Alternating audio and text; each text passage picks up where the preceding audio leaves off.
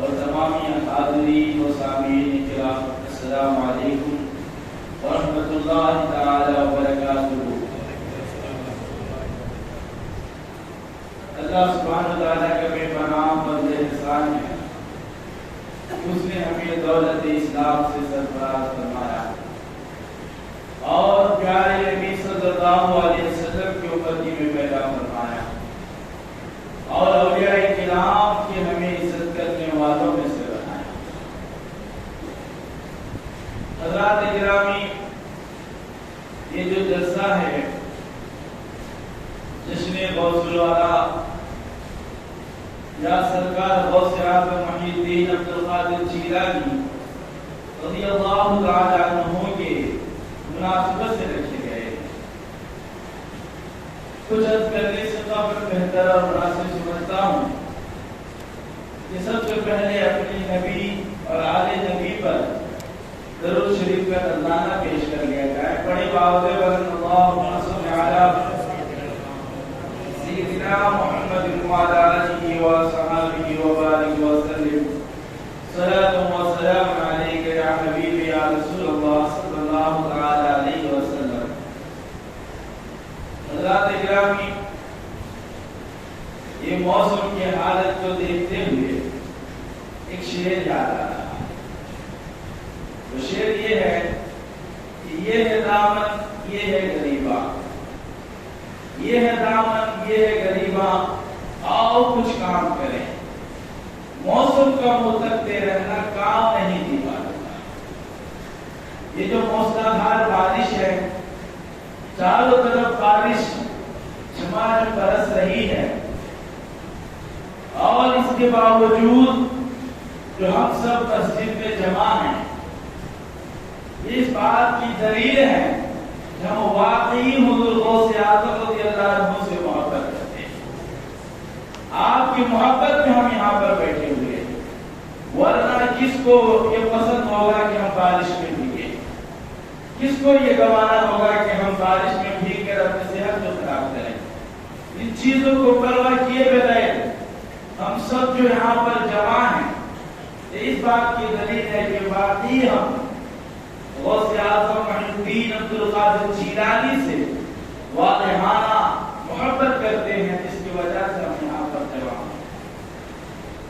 لیکن جب ہم نے غوث اعظم کہا تو ہو سکتا ہے کہ کسی کے دل میں یہ سوال ابھرے، کسی کے دل میں ذہن کے حاشیے میں یہ سوال ابھرے کہ اعظم غوث اعظم تو صرف اللہ کی ذات ہے، اعظم یعنی سب سے عظمت والے، اور غوث کے معنی مددگار، تو سب سے بڑا مددگار تو اللہ کی ذات ہے، اللہ کے سوا کسی کے لیے نہیں کہنا چاہیے۔ جب یہ سوال ہمارے سیدھے سادے اہل سنت و جماعت کے کسی فرد کے پاس یہ سوال رکھ دیے جاتے ہیں تو پریشان ہو جاتے ہیں، کچھ دیر کے لیے سوچتے ہیں کہ ان کا کہنا درست ہے، یہ ذات تو صرف اللہ کی ہے، تو ہم اس کا جواب بعد میں دیں گے۔ ہم الزامی جواب لے کر آتے ہیں۔ آپ حضرت ابوبکر صدیق کو کیا کہتے ہیں؟ حضرت ابوبکر صدیق اکبر کہتے ہیں، ان کو ابوبکر اکبر کہتے ہیں، فاروق اعظم کہتے ہیں، حضرت خدیجہ کبریٰ کہتے ہیں۔ اکبر اللہ کے سوا کون ہے؟ اکبر کا معنی سب سے بڑا، تو آپ نے حضرت ابوبکر کو سب سے بڑا کہہ دیا، حضرت خدیجہ کو کبریٰ کہا۔ اکبر کا تانیث فیمیل ورڈ ہے، سب سے بڑی، اور اسی طرح اعظم کا بھی معنی سب سے عظمت والے، اللہ کے سوا کون ہو سکتا ہے؟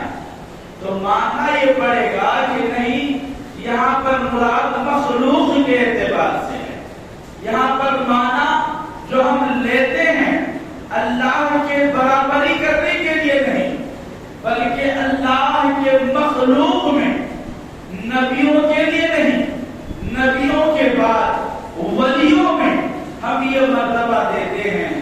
جس طرح آپ جب حضرت ابوبکر کو صدیق اکبر کہتے ہیں تو تمام مخلوق میں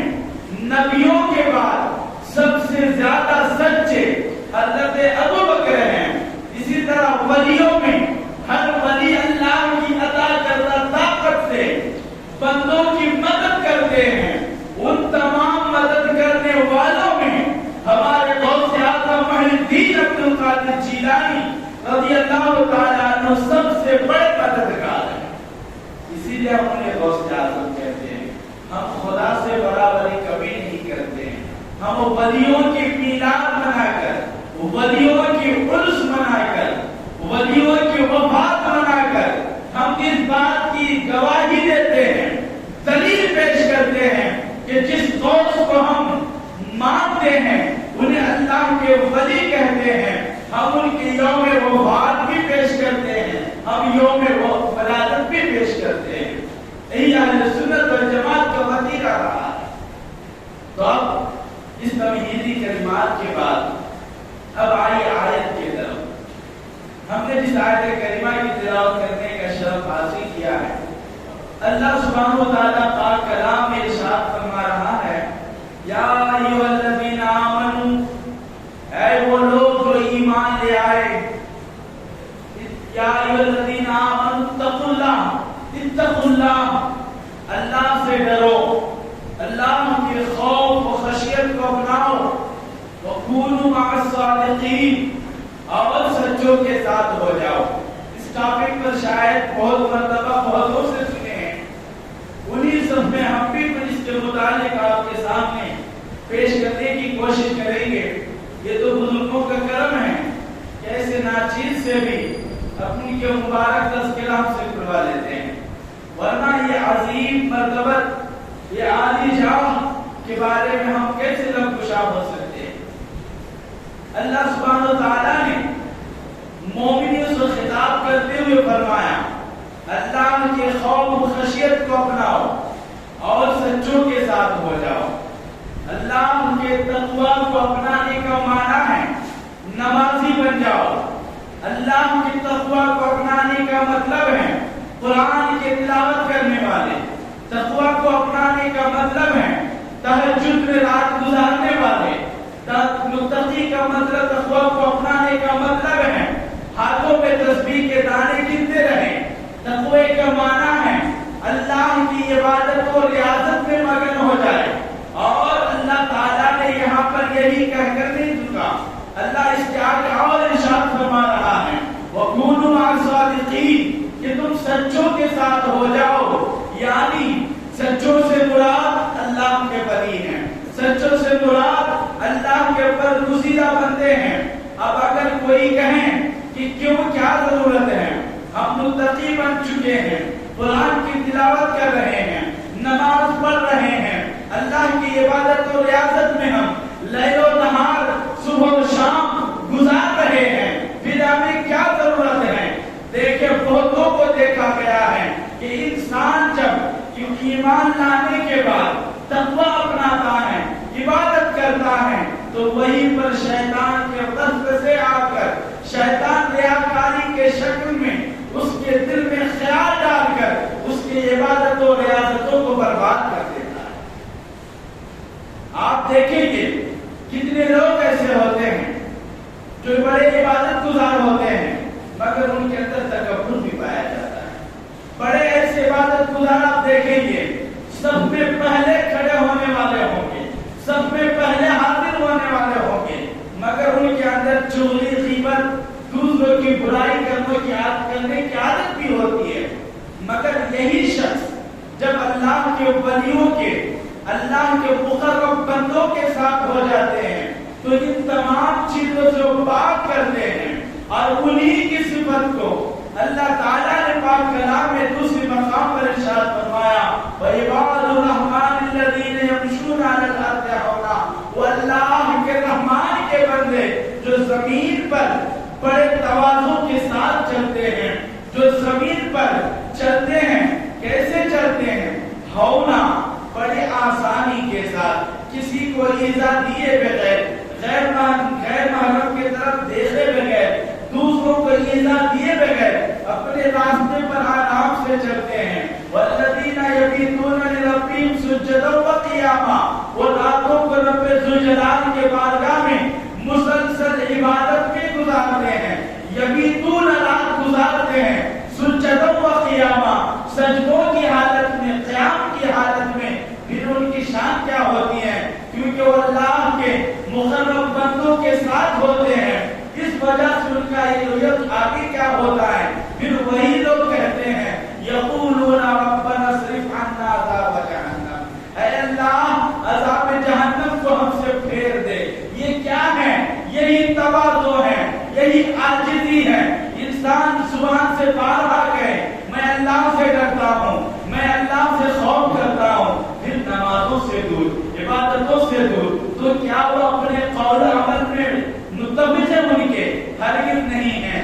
متقی کے حقیقت تواضع و عاجزی ہے، جو کہ عبادتوں کے بعد ظاہر ہوتے ہیں، جو ان کی عبادتوں میں ظاہر ہوتے ہیں۔ اسی چیز کے طرف اللہ نے مومن کی صفت کو بیان فرمایا، والذین یبیتون لربہم سجدا وقیاما والذین یقولون ربنا اصرف عنا عذاب جہنم ان عذابها کان غراما۔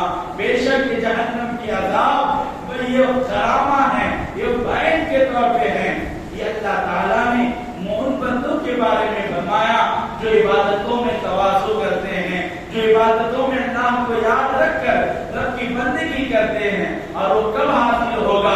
جب انسان بندگی کے بعد، اللہ کی عبادتوں کے بعد سچوں کے ساتھ ہو جاتے ہیں، ورنہ شیطان کا ورتنا بہت آسان ہو جاتا ہے۔ کیونکہ ایک وہ شخص جو اللہ کے مقرب بندوں کے ساتھ ہو چکے ہیں، اسے شیطان کے لیے بہکانا بہت مشکل ہے، اسے وسوسے میں ڈال کر گمراہ کرنا بہت مشکل ہے۔ اور جو اللہ کے مقرب بندوں کے ساتھ نہیں ہیں، وہ سمجھ رہے ہیں کہ ہماری عبادت ہی کافی ہے، تو یہ کافی نہیں ہے۔ اس لیے کہ شیطان نے جب رب ذوالجلال سے مہلت مانگی، جب اسے رجیم و لعین کہہ کر رب نے دھتکار دیا، تو اس نے اس وقت رب ذوالجلال سے مہلت مانگی، پروردگارا مجھے مہلت دے، میں تیرے بندے کو بہکاؤں گا۔ کہاں پر؟ صراط مستقیم پہ بیٹھ کر بہکاؤں گا، یعنی میں جو لوگ گمراہ ہو چکے انہیں بھٹکاؤں گا نہیں، بلکہ جو لوگ صراط مستقیم کی طرف گامزن ہیں، روا دوا ہیں، ہم انہیں بھٹکائیں گے۔ صراط مستقیم پر کون ہوتے ہیں؟ جو لوگ نمازوں میں ہیں، جو لوگ عبادتوں میں ہیں، جو لوگ رب ذوالجلال کی یاد میں ہیں، انہیں وہ گمراہ کرنے کے لیے رب سے مہلت لے کر آیا ہے، وہ مہلت لے کر آیا ہے۔ مگر وہی بندہ جب کسی مقرب ولی سے، مقرب اللہ کے بندوں سے قریب ہو جاتے ہیں، تو اس کے لیے گمراہ کرنا، اس کے لیے بھٹکانا مشکل ہو جاتا ہے۔ شیطان وسوسے ڈالتا ہے، تو کتنا بڑا عابد ہے، تو بڑا عبادت گزار ہے۔ وہی شخص جب مقرب ولی کے بارگاہ میں جاتے ہیں، سچے کے ساتھ ہوتے ہیں، وہ انہیں درس دیتے ہیں، اے فلاں، اے شخص، تو جو عبادت کیا ہے، ان عبادتوں پر ناز نہ کرو، ان عبادتوں پر تم تکبر نہ کرو، تمہاری یہ عبادت تمہیں نجات نہیں دلا سکتی، ان عبادتوں سے رب کی رضامندی تمہیں حاصل ہوگی، اور ان رضامندی کے بدولت رب ذوالجلال تمہیں جنت عطا فرمائے گا۔ اگر تم ان عبادتوں پر تم نے اکڑ کیا ہے، گھمنڈ کیا ہے، تمہاری ایسی عبادتوں کو تمہارے منہ پر مار دیا ہے۔ یہ جب مقرب بندے انہیں بتاتے ہیں، جب سچے انہیں سمجھاتے ہیں، تب وہ ان چیزوں سے بچنے کی کوشش کرتے ہیں۔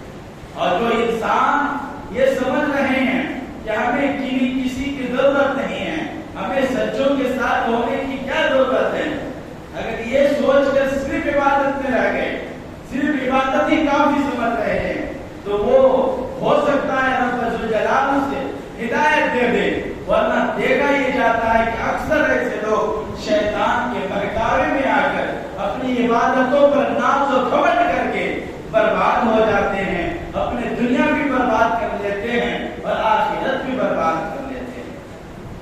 ہم غوث اعظم محی الدین عبدالقادر جیلانی رضی اللہ تعالیٰ عنہ کے نام کو اتنے ادب کے ساتھ، اتنی محبت کے ساتھ کیوں لیتے ہیں؟ در حقیقت ہم نہیں لیتے ہیں، رب ذوالجلال نے ہمارے دل میں اس بات کو ڈال دیا ہے کہ یہ میرے محبوب ہیں، یہ میرے مقرب ولی ہیں، تم ان سے محبت کرو، تو زمین والے ان سے محبت کرتے ہیں۔ آپ نے تو حدیث ضرور سنی ہوگی جو حدیث قدسی ہے، مسلم شریف کے اندر موجود ہے۔ حضرت ابو ہریرہ رضی اللہ تعالی عنہ اس حدیث کے راوی ہیں۔ آقا دو عالم صلی اللہ تعالی علیہ وسلم نے ارشاد فرمایا کہ اللہ جل جلالہ نے ارشاد فرمایا این المتحابون، کہاں ہیں میرے وہ محبت کرنے والے بندے، میرے محبوبوں سے محبت کرنے والے کہاں ہیں؟ اللہ تعالیٰ اسے سوال فرمائے گا، کب؟ یوم القیامہ، قیامت کے دن فرمائے گا۔ پھر آگے اللہ تعالیٰ نے فرمایا، جو کہ یہ حدیث قدسی ہے، اور آپ جانتے ہیں حدیث قدسی کا مطلب کیا ہے، مفہوم اللہ کے الفاظ حضور کے، ایسے حدیث کو حدیث قدسی کہتے ہیں۔ تو اللہ سبحانہ و تعالیٰ پھر فرمائے گا این المتحابون لجلالی، میرے جلال کی وجہ سے ایک دوسرے سے محبت کرنے والے کہاں ہیں؟ اذلہم تحت ذلی، میں آج انہیں اپنے سائے میں جگہ دوں گا۔ جو رب ذوالجلال کے لیے اللہ کے دوست تھے، اللہ کے ولی سے محبت کرتے تھے، انہیں اللہ تعالیٰ فرمائے گا آؤ آج تمہیں میں اپنے عرش کے سائے میں جگہ عطا کرتا ہوں۔ اس دن لا یذل یوم لا ذل الا ذلی، اس دن، آج کے دن یعنی قیامت کے دن، اللہ کے عرش کے سائے کے سوا کوئی سایہ نہ ہو۔ تو ہم غوث اعظم سے محبت کرتے ہیں، یہ محبت ہماری وہاں پر ضرور رنگ آئے گی، اور اللہ سبحانہ و تعالی ہمیں اس کا ضرور اجر و ثواب عطا فرمائے گا۔ بروز محشر ہم اس کو اپنے سر کی نگاہ سے دیکھیں۔ اور ایک حدیث مبارکہ ہے جس کو اس حدیث مبارکہ کو بھی، یہ بھی حدیث قدسی ہے، جس کو حضرت ابو ہریرہ رضی اللہ تعالی عنہ روایت کرتے ہیں۔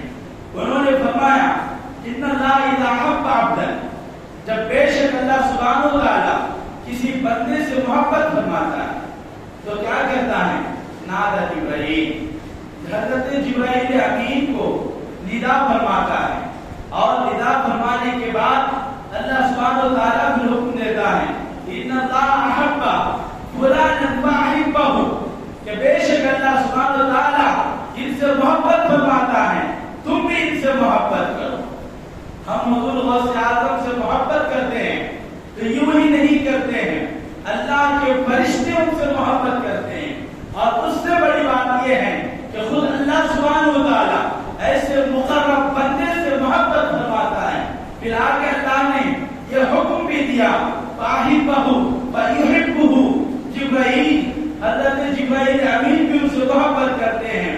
ثم ینادی جبرائیل فی السماء، پھر حضرت جبرائیل امین پورے آسمان میں ندا فرماتے ہیں، آواز دیتے ہیں ان اللہ احب فلانا، بے شک اللہ سبحانہ و تعالیٰ اس شخص سے محبت فرما رہا ہے، فاحبہ، تم لوگ بھی ان سے محبت کرو، فیحبہ اہل السماء، آسمان والے یعنی تمام فرشتے ان سے محبت کرتے ہیں۔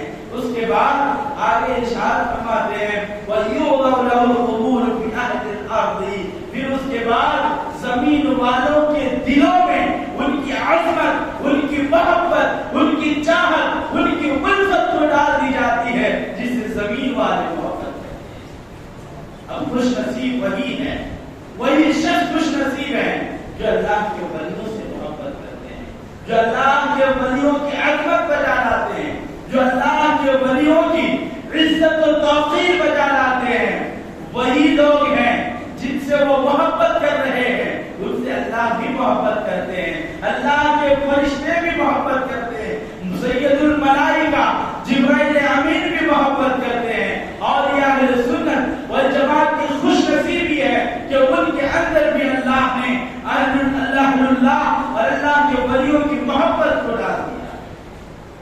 یہ حدیث مبارکہ ہے، کوئی اپنی بات نہیں کہہ رہا ہو۔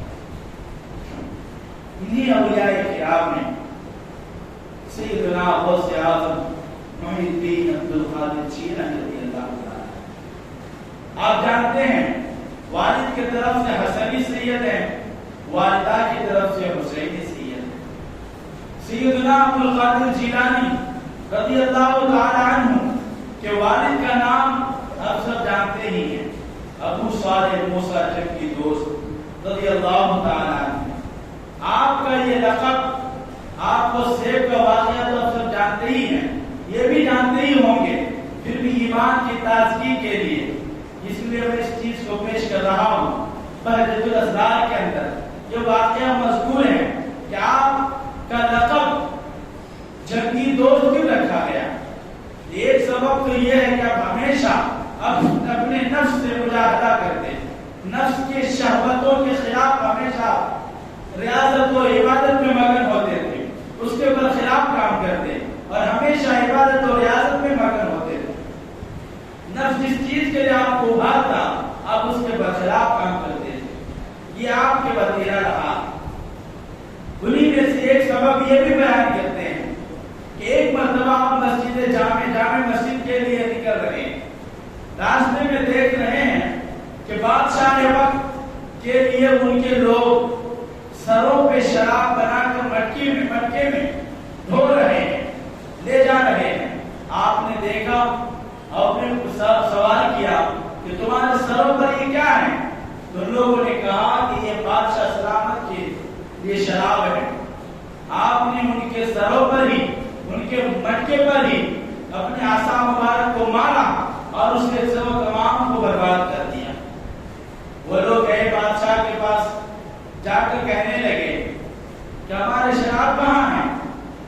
تو کہنے لگے کہ فلاں شخص آپ کے تمام شراب کو برباد کر دیا۔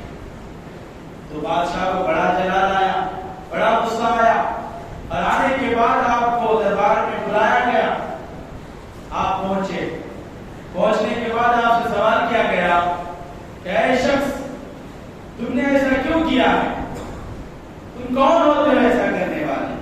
تو آپ نے فرمایا میں محتسب ہوں، میں ہر ایک کا جائزہ لینے والا، حساب لینے والا ہوں۔ تو آپ نے آپ کی اس کلام کی اتنا رعب و دبدبہ رہا کہ بادشاہ خاموش ہو گیا۔ آپ نے فرمایا کہ اللہ سبحانہ وتعالیٰ کی طرف سے مجھے امر بالمعروف اور نہی عن المنکر کا مجھے محتسب بنایا گیا، اس کی ذمہ داری مجھے سونپی گئی ہے۔ جہاں پر میں برائی دیکھوں گا وہاں پر میں اس کو اپنے ہاتھ سے روکوں گا۔ اور آپ کی حدیث مبارکہ بارہا سنے ہوں گے، مسلمان ایمان کی علامت ہے کہ جب کوئی برائی دیکھیں تو اپنے ہاتھ سے روکیں، جب برائی کو ہاتھ سے نہیں روک سکتے تو زبان سے روکیں، اگر زبان سے بھی نہیں روک سکتے ہیں تب دل میں اس چیز کو برا سمجھیں۔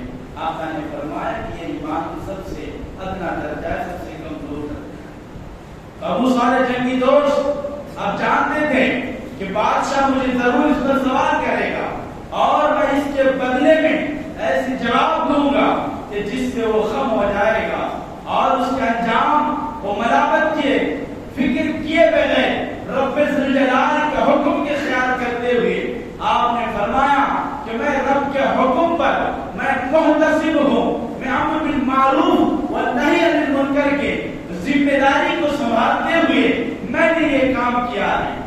اور دوسری بات یہ ہے کہ مجھے خود پر کام آیا، میں نے اس لیے یہ کام کیا۔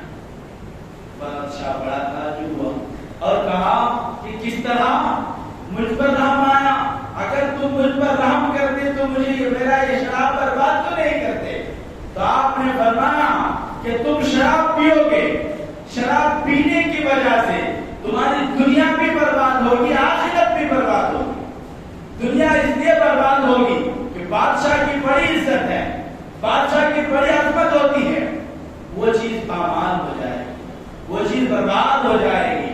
اور آخرت اس لیے برباد ہوگی کہ شراب پینے کی وجہ سے تمہیں جہنم کے آگ میں ڈالا جائے گا، اس لیے میں تم پر رحم کھا کر میں تمہارے لیے کام کیا۔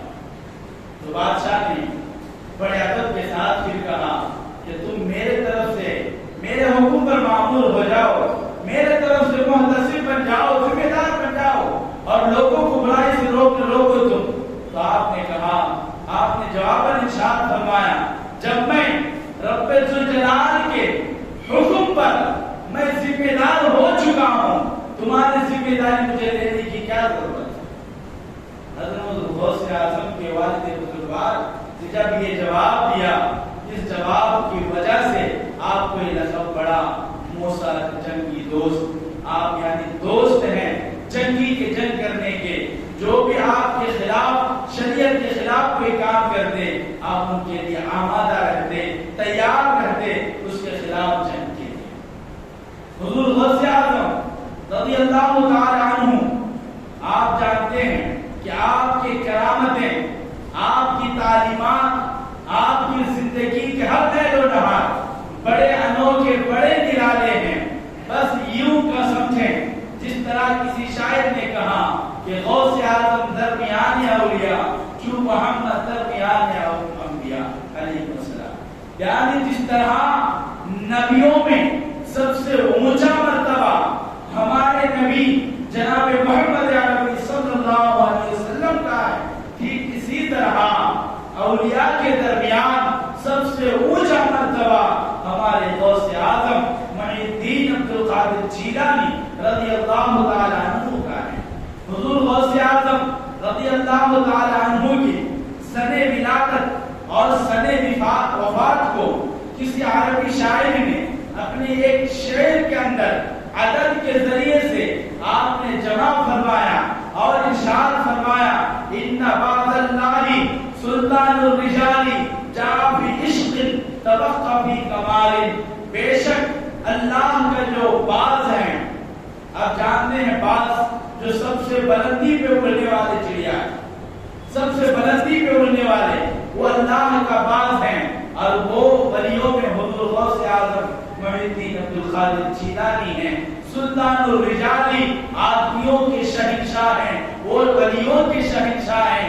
اور یہ جو ہیں اس مصرے کا اگر عدد نکالا جائے تو اس کا عدد ہی نکلتا ہے 470 ہجری. یعنی آپ کے سن ولادت 470 ہجری. اسی طرح دوسرے مصر میں ارشاد فرمایا جا عشق تبقى فی کمال, اور آپ عشق میں آئے, عشق خدا میں غرق ہوئے, وتبقى فی کمال, اور اپنے کمالات میں آپ اپنے آپ کو بچائے. یہ تبقى فی کمال کا جو عدد ہے, آپ نے پوری عمر کو اپنے کمالات, اپنے تمام حسن و جمال کے ساتھ جو آپ رب ذوالجلال کے قرب پانے کے باوجود, ان کمالات کو پانے کے باوجود اب پھٹکے نہیں بلکہ یاد خدا میں مگن رہے. اس کا تعداد جو نکلتا ہے وہ 561 ہے. 560 پر ایک ہجری ہے. یہ آپ کے سن وفات ہے. آپ کے سن ولادت 470 ہیں. جہاں بھی عشق کا اگر عدد نکال کر دیکھیں تو اس کا عدد آئے گا 470, اور سن وفات توقع فی کمال, اس کا عدد نکال کر دیکھیں گے تو اس کا تعداد نکلے گا 561 جو آپ کے سن وفات ہے. حضرت غوث اعظم رضی اللہ تعالی عنہ ہر اعتبار سے آپ بڑے کمالات, بڑی کراماتیں لے کر کے آپ اس دنیا میں جلوہ گر ہوئے. جس طرح ہمارے نبی کے کمالات, معجزات بے شمار ہیں, جس کو انسان اگر گننا چاہے, کاؤنٹ کرنا چاہے, اس کو گن نہیں سکتے. اس قدر ہمارے نبی کے معجزات ہیں. اسی طرح ہمارے نبی کے امتیوں میں آپ کے ولی, آپ کے اولاد میں حضور غوث اعظم رضی اللہ تعالی عنہ کو وہ کمالات, وہ کرامت حاصل ہیں جو کسی اور ولیوں کو وہ کرامات و کمالات حاصل نہیں. حضور غوث اعظم رضی اللہ تعالی عنہ کہ یہ واقعات آپ ضرور سنے ہوں گے. بہجت الاسرار کے اندر بھی ہیں, خلائق الجواہر کے اندر بھی واقع موجود ہیں.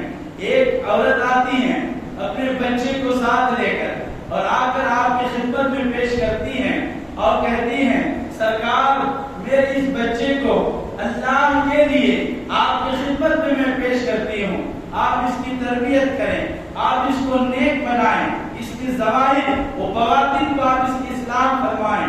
حضور غوث اعظم کی خدمت میں چھوڑ کر چلے گئے. جانے کے بعد ایک مدت کے بعد آتی ہیں, آنے کے بعد دیکھتی ہیں کہ حضور غوث اعظم رضی اللہ تعالی عنہ مرغا مسلم کھا رہے ہیں, اور کچھ دیر کے بعد بچے کو جا کر دیکھتی ہیں تو بچہ کیا کھا رہا ہے, سوکھی جو کی روٹی کھا رہے ہیں. روٹی کھاتے ہیں جو بڑے ریفائن کے بعد بڑے نرم کے بعد بالکل باریک پیسنے کے بعد کھاتے ہیں، پھر بھی ہم کو اس کے لیے اچھا شوربہ اچھا سالن چاہیے، مگر جو کے آٹے کی روٹی اور بھی سخت ہوتی ہے اور بھی موٹی ہوتی ہے، اس کو توڑ توڑ کر بچہ کھا رہا ہے۔ آ کر کہتے ہیں اے غوث اعظم، ہم نے بچے کو آپ کی تربیت میں دی، بچے کی صحیح تربیت ہوگی، بچے کی اچھی ظواہر و باطن یہ یکسر اور بہتر ہوگی، مگر میں یہ کیا دیکھ رہی ہوں، آپ تو مرغے کھا رہے ہیں اور اپنے میرے اس بچے کو سوکھی روٹی دیے ہوئے، سوکھی روٹی کھا رہا ہے۔ تو آپ نے فرمایا کہ ٹھیک ہے ذرا انتظار کرو۔ حضور غوث اعظم رضی اللہ تعالیٰ عنہ نے ان ہڈیوں کو جمع فرمایا اور فرمایا یہ تم زندہ ہو جاؤ، جس رب نے مردے ہڈیوں سے انسان کو دوبارہ زندہ کرنے پر قادر ہے، اس رب ذوالجلال کے نام سے زندہ ہو جاؤ، تو تمام ہڈیاں جمع ہوتی ہے اور جمع ہو کر مرغی بن کر زندہ ہو کر چلنے لگتی ہے۔ جس دن تمہارا بیٹا یہ کمال حاصل کر لے گا، اس دن تمہارا بیٹا بھی مرغا مسلم ہے، کیونکہ تم نے ذرائع و بواطن کو سنوارنے کے لیے، اس کی تربیت کے لیے مجھے میرے خدمت میں پیش کیے، تو میں اس کے دونوں یکساں کر رہا ہوں، تو دونوں کو ایک ساتھ میں اس کی تربیت کر رہا ہوں۔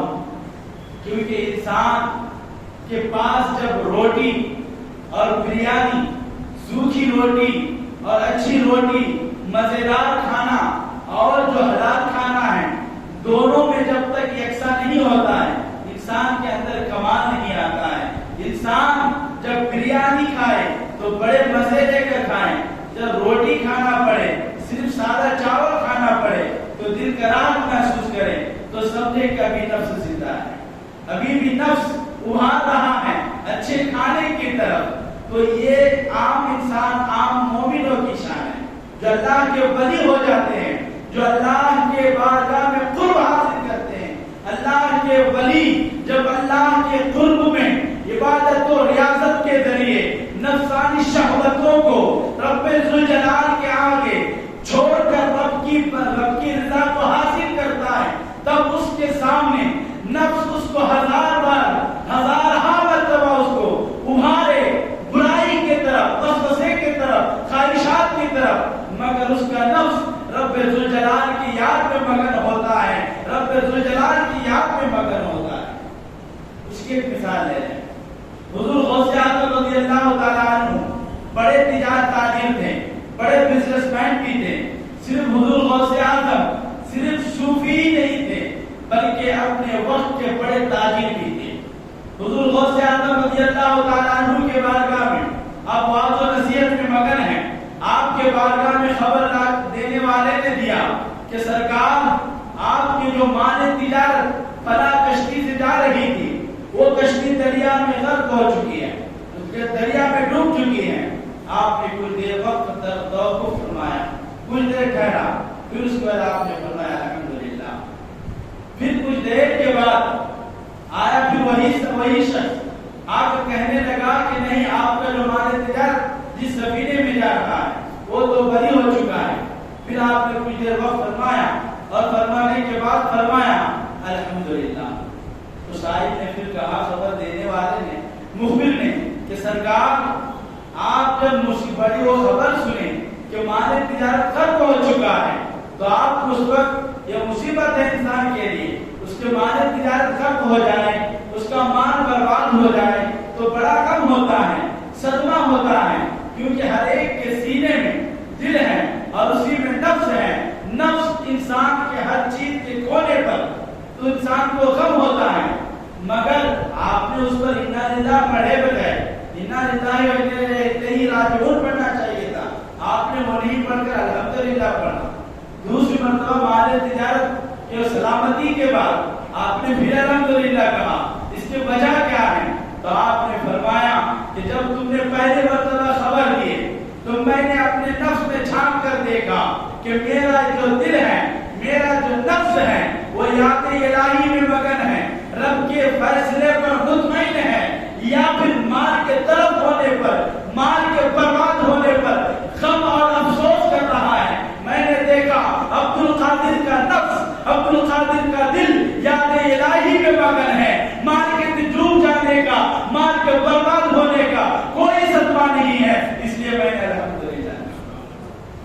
دوسری مرتبہ جب تم پھر خبر لے کر آئے، پھر میں نے توقف کیا، پھر میں نے غور کیا. اب مال واپس آ چکا ہے، اب خوشی ہوئی یا نہیں. پھر نفس میں نے جھانک کر دیکھا تو میرا نفس پھر مطمئن ہے. یاد الہی سے میرا نفس ہٹا نہیں ہے، دل میں خوشی کی کوئی لہر نہیں ہے. تو میں پھر اس لیے الحمدللہ. تو اللہ کے ولی، ان کے نزدیک دنیا کچھ بھی حیثیت نہیں ہوتی ہے. تبھی تو اللہ نے ان کے بارے میں خوشخبری دی ہے. الا ان اولیاء اللہ لا خوف علیہم ولا هم یحزنون. اللہ خبردار ہو جاؤ، اللہ کے ولیوں کو نہ کوئی خوف ہے نہ کوئی غم ہے. خوف اس چیز کا ہوتا ہے انسان کو جس چیز کے چلے جانے کا خوف، جو کوئی قیمتی چیز ہو. اور دنیا کی چیز اللہ کے ولیوں کی نظر میں کیسے قیمتی ہو سکتی ہے؟ جو سب سے قیمتی دولت ہے وہ دولت عشق الہی ہے. جو سب سے قیمتی دولت ہے وہ اللہ کا قرب ہے.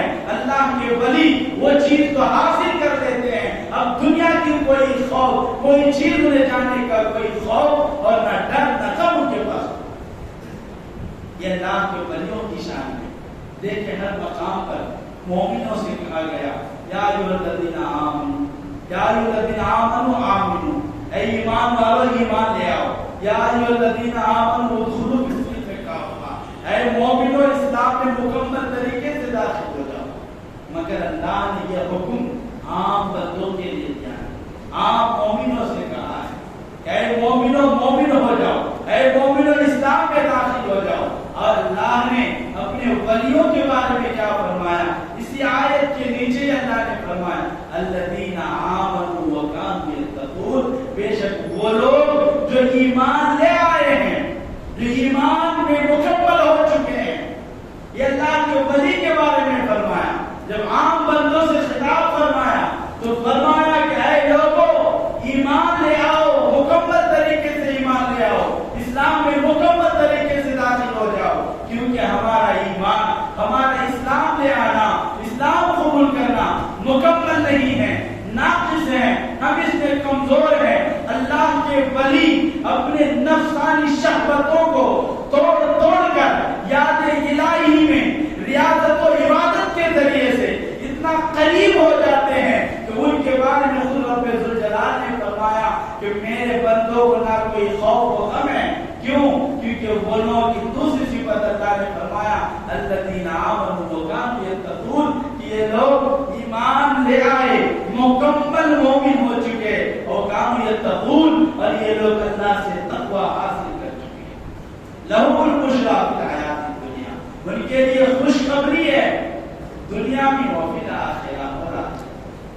ہمیں ہر ایک لمحہ ڈرنا پڑتا ہے، ہر ایک لمحہ ہمیں خوف ہوتا ہے، ہر ایک لمحہ ہم اس انجام سے پریشان رہتے ہیں کہ ہم نہ جانے ہمارا انجام کیا ہوگا، ہمارا خاتمہ ایمان پر ہوگا یا نہیں. ہم بارہا یہ دعا کرتے ہیں اور دعا کرتے رہنا بھی چاہیے، حضور نے تعلیم بھی دی ہے. مگر اللہ کے ولی یاد الہی میں اس قدر مستغرق رہتے ہیں، اس قدر ڈوبے رہتے ہیں کہ وہ تو فنا باللہ رہتے ہیں، اللہ کی یاد میں مگن رہتے ہیں. اب انہیں تمام چیزوں کے خوف و خطر سے وہ بری ہو جاتے ہیں. حضور غوث اعظم رضی اللہ تعالیٰ عنہ کے کرامات و کمالات و بے شمار اور بے حساب ہیں. اب آئیے حضور غوث اعظم کے وفات کے متعلق چند باتیں آپ کے سامنے پیش کر کے اپنی بات کو ختم کروں گا. حضور غوث اعظم رضی اللہ تعالیٰ عنہ کے جس وقت آپ کے وفات کا وقت قریب آیا تو آپ کے شہزادے اور شہزادوں میں حضرت عبدالرزاق، یہ بھی آپ کے فرزند ہیں، انہوں نے فرمایا ابا جان ہمیں کچھ نصیحت فرمائیں، ہمیں کچھ وصیت فرمائیں. تو آپ نے فرمایا کہ اے میرے بیٹے اللہ کے تقوی کو اپناؤ، اللہ کے خوف و خشیت کو اپناؤ. اس کے بعد آپ نے فرمایا توحید التوحید، اللہ کی وحدانیت کو اپنائے رکھو، वहदानियत को हमेशा सबसे बुलंदी पर रखो, अल्लाह की वहदानियत को अपने सर की ताज बनाए रखो। क्यों? यही वो दौलत है जिसकी वजह से मुझे ये मर्तबा, यही वो दौलत है जिसकी वजह से मुझे ये कमालात हासिल हुए। हुजूर गौसे आज़म रज़ियल्लाहु अन्हु ने फरमाया, जाओ मेरी इस जगह से तुम लोग जगह खाली करो। आपने तमाम औलादों को और तमाम जो भी आपके करीब थे सबको आपने फरमाया कि खाली कर लो, यहाँ पर बड़े बड़े अकाबिरीन तशरीफ ला रहे हैं। और उनके हज़रत अब्दुल रज़्ज़ाक़ और हज़रत अब्दुल वहाब फरमाते हैं तो हमें से भी एक आवाज आती थी, वालेकुम अस्सलाम वालेकुम अस्सलाम, ये आवाज हमें आती थी। आखिरकार हुजूर गौसे आज़म रज़ियल्लाहु ताला अन्हु के जो आपके ज़ुबान मुबारक पर आखिरी लम्हे जो जारी थे वो कलिमात ये थे, फताबल्लाहु अलैया व अलैकुम, और ये कहते हुए आपने फरमाया, इस्ताअनतु बिला इलाहा इल्लल्लाह, ऐ अल्लाह मैंने तुझी से मदद मांगी है, तेरे सिवा किसी और माबूद से मैंने मदद नहीं मांगी, क्योंकि तू ही माबूद है, तेरे सिवा कोई माबूद नहीं है। सुब्हानहु व तआला वल हय्युल लज़ी ला यमूत, ऐ रब्बे ज़ुल जलाल तेरी जात वो जात है जो हमेशा अपने से कायम व दायम है, बखुद तू जिंदा है, किसी के जिंदा करने से तू जिंदा नहीं है। अल्लज़ी ला यमूत व ला यख्शा, वही परवरदिगार है, वही अल्लाह की जात है जो कभी नहीं मौत, जिसे कभी नहीं मौत है, वला यख्शा, और वो किसी से नहीं डरते। अल्लाह ताला की ये शान बयान करने के बाद आपने फरमाया, ला इलाहा इल्लल्लाह मुहम्मदुर रसूलुल्लाह सल्लल्लाहु अलैहि वसल्लम कहते हुए अब इस दार फानी से रुखसत हो गए और दार बका की तरफ आप कूच कर गए। यही हुजूर गौसे आज़म रज़ियल्लाहु ताला अन्हु के जिंदगी के, आपके जिंदगी गोया के चमनिस्तान है, उसके कुछ बिखरे फूल थे जो आपके सामने पेश किए, उसमें एक दो नसीहत आपके सामने पेश कर देता हूँ। हुजूर गौसे आज़म रज़ियल्लाहु ताला अन्हु की कमाल इरशादात और नसीहतें बेशुमार हैं, बेपनाह हैं, उनकी तालीमात पर मुस्तक़िल कई किताबें हैं, उनमें से एक कौल यह भी है कि रियाकारी को छोड़ दो, अपनी इबादतों में रियाकारी को छोड़ दो। रियाकारी यानी दिखावा, लोगों को दिखाने के लिए इबादत ना करो, रब को दिखाने के लिए बंदगी करो। मुनाफिक और मोमिन की पहचान आपने ये बयान की कि मोमिन इबादत करता है तो पहले दिल से करता है, फिर उसके आज़ा करते हैं, उसके जिस्म के बदन के हिस्से बाद में, पहले उसका दिल इबादत की तरफ राग़िब होता है। क्योंकि इंसान के बारे में जब अल्लाह ने इबादत के मुतालिक फरमाया इय्याका नअबुदु, हम तेरी ही इबादत करते हैं। इंसान एक होता है, फर्द वाहिद होता है और कह रहे हैं कि हम इबादत करते हैं। अल्लामा आलूसी रहमतुल्लाह अलैह तफसीर उल बयान के अंदर फरमाते हैं कि नअबुदु यानी हम इबादत करते हैं, हम फर्दन तो एक हैं, शख्सन तो एक हैं, मगर हमारे साथ हमारे जिस्म के आज़ा हैं, हमारे ख्यालात हैं, हमारे नफ्स हैं, ये सब कुछ मिलाकर हम होते हैं। जब ये सब मिलते हैं तब हमारी इबादत मुकम्मल होती है, रब की बंदगी मुकम्मल होती है। और इसी की तरफ आपने फरमाया कि मोमिन इबादत करता है तो पहले उसका दिल इबादत की तरफ राग़िब होता है, फिर उसके जिस्म के आज़ा मिलते हैं। और मुनाफिक की इबादत ये है कि लोगों को दिखाना ही उसका मुराद होता है, और वो पहले आज़ाए जिस्म से, बदन के हिस्से से वो इबादत करता है, यानी बज़ाहिर वो नमाज के अदाकारी करता है। नमाज हम जिस तरह मोमिन पढ़ते हैं वो इसी तरह नमाज पढ़ते हैं, वो भी हाथ में क़याम करते हैं, वो भी तकबीर तहरीमा पढ़ते हैं, वो भी रुकू सुजूद क़याम करते हैं, कुनूत करते हैं, मगर ये सब कुछ उसके दिल में याद इलाही नहीं होती, उसके दिल में अल्लाह की खौफ व खशियत नहीं है, बल्कि उसके दिल में लोग मुझे बड़ा इबादत गुजार कहेंगे, लोग मुझे बड़ा मुत्तकी कहेंगे। ईमान की कमजोर जो होते हैं उनके दिल में भी, हर मोमिन के दिल में भी शैतान वसवसे की शक्ल में اس بات کو ڈالتا ہے تو بڑا عبادت گزار ہے، تو بڑا متقی ہے، دیکھ کتنا اچھا تو قیام کر رہا ہے، دیکھ کتنا اچھا تو عبادت کر رہا ہے۔ اور انسان جب ایسے وسوسے میں پہنچے تو مومن وہ ہوتا ہے جو اس چیز سے نکل کر اللہ کو یاد کرتا ہے، پروردگار میں تیری بندگی کے لیے کھڑا ہوں، میں کیسی عبادت کرتا ہوں، یہ سرٹیفکیٹ دینے والا تیری ذات ہے مولا، اسے قبول کرنا تیری مرضی ہے، نہ کسی کے وسوسے سے نہ کسی کے دکھاوے سے ہمیں کوئی مطلب نہیں ہے، تیری رضا میری مراد ہے۔ اسی مفہوم کو حدیث جبرائیل کے اندر، بخاری شریف کے اندر، مشکات شریف کے اندر موجود ہے، طویل حدیث ہے۔ حضرت جبرائیل امین علیہ السلام آقا کریم صلی اللہ علیہ وسلم کے بارگاہ میں چند سوالات میں ایک سوال یہ بھی کرتے ہیں، یا رسول اللہ من احسان، احسان کیا ہے، اخلاص کیا ہے، یعنی خلوص للہیت کے ساتھ عبادت کی تعریف کیا ہے؟ تو آقا نے فرمایا کہ حضور اکرم صلی اللہ علیہ وسلم نے جواب ارشاد فرمایا تم ایسی عبادت کرو گویا کہ تم رب ذوالجلال کی دیدار کر رہے ہو، اس طرح عبادت کرو۔ یہ نماز اور تمام عبادتوں کی مغز ہیں، اصل ہیں، روح ہے، اس کے بغیر عبادت ناقص ہے۔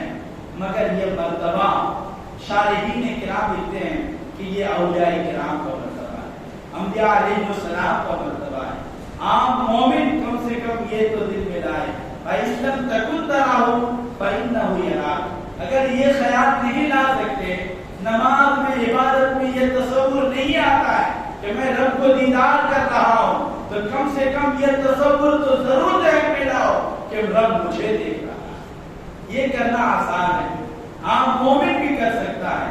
بار بار وسوسے شیطان لائے گا، شیطان ہمیں بہکانے کے لیے، صراط مستقیم سے ہٹانے کے لیے، اللہ کی یاد سے دور کرنے کے لیے شیطان بار بار حملہ کرے گا وسوسے کی شکل میں۔ ہم بار بار یہی کہیں پروردگار تیری ہی عبادت کرتے ہیں، تیرے سوا کسی اور کی ہم بندگی نہیں کرتے ہیں۔ یہی خیال یہ ہمارے نماز کی اصل ہے۔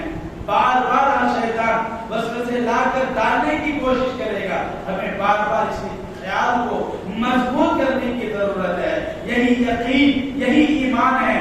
جب ہم اس طرح کرتے رہیں گے تو شیطان ایک دن رسوا ہوگا، اس کا وسوسے بند ہوگا اور ہم یاد الہی میں غرق ہو جائیں گے۔ ہماری نمازیں اللہ کی یاد میں ہوگی تو پھر ہماری وہ نماز مکمل نماز ہوگی، وہ عبادت، وہ ایک سجدے جو ہزار سجدوں سے بہتر ہوگا، زندگی بھر کی عبادت سے بڑھ کر وہ سجدہ ہوگا۔ ہو سکتا ہے اسی سجدے کے بدلے میں رب ہم پر خوش ہو جائے اور ہمیں جنتی بنائے۔ حضرات گرامی، آپ نے یہ ریاکاری کے بارے میں فرمایا کہ ریاکاری دکھاوا، لوگوں سے تعریفیں سننا، واہی سننے کی خواہش ہونا، اور لوگ ہماری تعریف کریں گے، لوگ ہمیں اچھا کہیں گے، یہ تمام تصورات، یہ تمام خیالات شیطان کی طرف سے وسوسے ہیں۔ اسی لیے امام اعظم ابو حنیفہ رحمۃ اللہ علیہ کے بارگاہ میں جب کوئی تعریف کرتے، آپ نے اتنا اچھا کیا ہے، آپ نے اتنی اچھی عبادت کی ہے، کسی بھی چیز کی آپ کی تعریف کرتے تو فوراً آپ کہتے میں ایسا تو ہوں نہیں، اگر ہوا ہے تو رب کی توفیق سے ہوا ہے، اور دعا کرو کہ اگر یہ واقعی ایسا ہے تو اللہ قبول کرے۔ امام اعظم ابو حنیفہ رحمۃ اللہ علیہ کی یہ عادت مبارکہ رہی ہے، کوئی بھی آپ کی تعریف کرتے فوراً آپ کے الفاظ کہتے، اللہ کی حمد بیان کرتے، اللہ کی توفیق ملنے کی شکریہ ادا کرتے۔ ہمارے اندر بھی یہی جذبہ ہونا چاہیے، ہمارے اندر بھی یہی بات ہونی چاہیے۔ اگر کبھی ہمیں کوئی کسی غریب کی مدد کرنے کا موقع ملا ہے تو اسے فوٹو لے کر لوگوں کو بتانے کی ضرورت نہیں ہے، بلکہ اسی وقت اللہ کا شکر بجا لائے، پروردگار تیرا احسان، تیرا شکر ہے مولا کہ ایک غریب کی تو نے مجھے مدد کرنے کی توفیق دی ہے، ایک غریب مجبور کی میں نے مدد کی ہے، یہ میں نہیں کیا، تیری عطا کردہ توفیق سے میں نے کیا ہے۔ یہ خیال ہمارے دل میں آنا چاہیے، یہی چیز اللہ کو بھی پسند ہے، کیونکہ صدقہ اس طرح کریں کہ ہمارے ید علیا اگر دے تو ید سفلا کو پتہ نہ چلے، سیدھے سیدھے ہاتھ اگر دے رہا ہے تو بائیں ہاتھ کو خبر نہ ہو. آج لوگ بھلائی کم کرتے ہیں, چرچا زیادہ کرتے ہیں. کسی کے ساتھ اگر بھلائی کر دیتے ہیں تو بار بار ان کا تذکرہ کرو. جب تک پورا محلہ ان کی تعریف نہ کرے تب تک اسے سکون نہیں ملتا. لوگوں نے آپ کی تعریف بھی کر دی ہے, سلے میں کیا ملا؟ آپ کو تو کچھ فائدہ نہیں ملا. آپ بہت اچھا بیان کیے, بہت اچھا بیان کیے, بہت اچھا بیان کیے, 100 لوگوں سے سن لیے, اب کیا فائدہ ہے؟ اگر رب نے اسے انکار کر دیا, اگر رب نے میرے منہ پہ مار دیا, اگر رب نے اسے ٹھکرا دیا, جا تجھے دنیا میں بدلہ چاہیے تھا, دنیا میں لوگوں سے واہ واہی لینی تھی, تجھے لوگ دنیا میں تعریف کر دیے, جب تجھے کوئی اجر و ثواب نہیں ہے تو تمام یہ عبادتیں, یہ بیانات, یہ وعظ و نصیحت, یہ سب کچھ ہمارے بیکار ہو جائیں گے اور ہمیں جہنم میں جانے کا ذریعہ بنے. اس لیے کبھی رب الجلال کسی بھی طرح کی عبادت کے موقع دے تو اسے غنیمت سمجھے, کیونکہ ہر عبادت کے پیچھے رب کی توفیق, رب کی رضا, رب کی طرف سے جزا کی امید رکھیں کہ اللہ تعالیٰ ان تمام کو قبول فرما کر ہم سے خوش ہو جائے. یہی ہماری عبادت کا مقصد اور یہی بزرگان دین کے طریقے رہے ہیں. اسی چیز کو غوث اعظم رضی اللہ تعالیٰ عنہ نے بیان فرمایا. انہی باتوں پر اپنی بات کو ختم کرتا ہوں. پروردگار عالم سے دعا کو, پروردگار بولنے, سننے, سنانے میں اگر کوئی کسی طرح کی خامی کوتاہی ہو گئی, مولا اپنے فضل و کرم سے معاف فرمائیں. پروردگارا ہم تمام کو ایمان اسلام پر استقامت عطا فرما اور اسی پر ہم تمام کا خاتمہ بالخیر فرما. بس یہ دعا ہے, قادری کر, قادری رکھ, قادریوں میں اٹھا, قدر عبد القادری قدرت مان کے واسطے. وصلی اللہ تعالی علی خیر خلقہ ونور عرشہ سیدنا محمد وعلی آلہ وصحبہ اجمعین. وما علینا الا البلاغ.